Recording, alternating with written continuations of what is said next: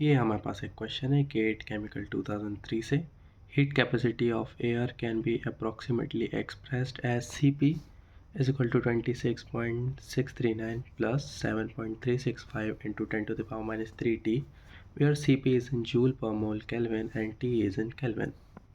The heat given off by 1 mole of air when cooled at 1 atm from 500 degrees centigrade to minus 100 degree centigrade.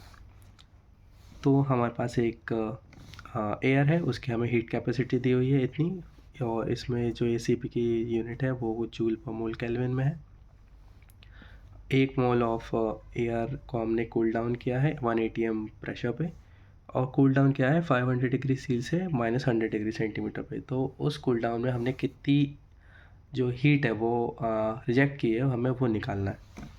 तो हमें जो यहाँ T दिया है वो केल्विन में दिया है, तो हम अपने सेंटीग्रेड के जो टेम्परेचर है उनको भी केल्विन में कन्वर्ट कर लेंगे। तो 500 आ जाएगा 773 केल्विन और माइनस 100 आ जाएगा 173 केल्विन। अब Cp ऑफ एयर हमें दिया है, इतनी वैल्यू हमें दी गई है। जो हीट कैपेसिटी होता है वो बेसिकली होता है कि 1 kg ऑफ कोई भी मटेरियल है उसको हीट करने में 1 केल्विन टेम्परेचर बढ़ाने में उस मटेरियल का हमें कितनी हीट लगेगी, वही हीट कैपेसिटी होती है। तो heat required per unit kelvin, ऐसे हम इसको याद रखते हैं, C is equal to dQ/dt। तो इसको, और अगर हम कांस्टेंट प्रेशर पे देखें तो इसी को हम Cp कहते हैं, heat capacity at constant pressure.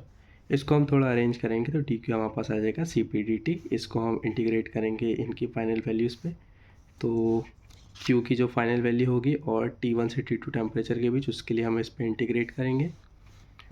तो यहाँ कोई वेरिएबल नहीं है, तो यहाँ सीधे 1 से हम इसको इंटीग्रेट करेंगे तो यहाँ Q आ जाएगा, और Cp की वैल्यू हमें जो दी गई है वही हम यहाँ पुट कर देंगे। और dt ये हमारा वेरिएबल है जिसके रिस्पेक्ट में हम इंटीग्रेशन कर रहे हैं। T1 T2 इसकी एंड वैल्यूज़ है, और T1 हमारे पास है 773 और T2 है 173 फाइनल टेम्परेचर, और ये इनिशियल टेम्परेचर। तो इसको हम थोड़ा सॉल्व करेंगे तो Q हमारा यहाँ है 263 प्लस में है, तो हम इसको ब्रेक कर लेंगे टू इंटीग्रल में 26.693 dt plus 7.365 into 10 to the power minus 3 T। फिर हम इसको फर्दर इंटीग्रेट करेंगे तो यहाँ भी फिर से कोई वेरिएबल नहीं है, तो यहाँ भी एक T आ जाएगा। T पे हम फिर upper limit minus lower limit लाएंगे तो ऐसा बन जाएगा। यहाँ एक T है तो T का इंटीग्रेशन T²/2 होगा, तो upper limit by 2 minus lower limit by 2 ऐसा बन जाएगा। फिर हम यहाँ से 2 कॉमन बाहर ले सकते हैं, तो फिर यहाँ से हमने 2 बाहर ले लिया, इक्वेशन वही है। फिर हम इस इक्वेशन को कैलकुलेटर में सॉल्व करेंगे तो हमारे पास इतनी वैल्यू आ जाएगी। अब जो हमारी Cp की यूनिट थी वो जूल में ही दी गई थी हमको, तो हम इसको किलो जूल में कन्वर्ट कर लेंगे ताकि हमारी वैल्यू थोड़ी छोटी बन जाए।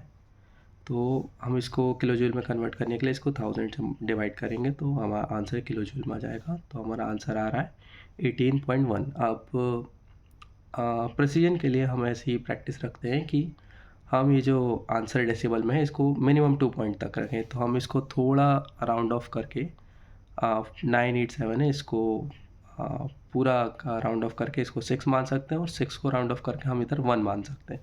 तो फाइनल आंसर हम इधर 18.11 भी लिख सकते थे।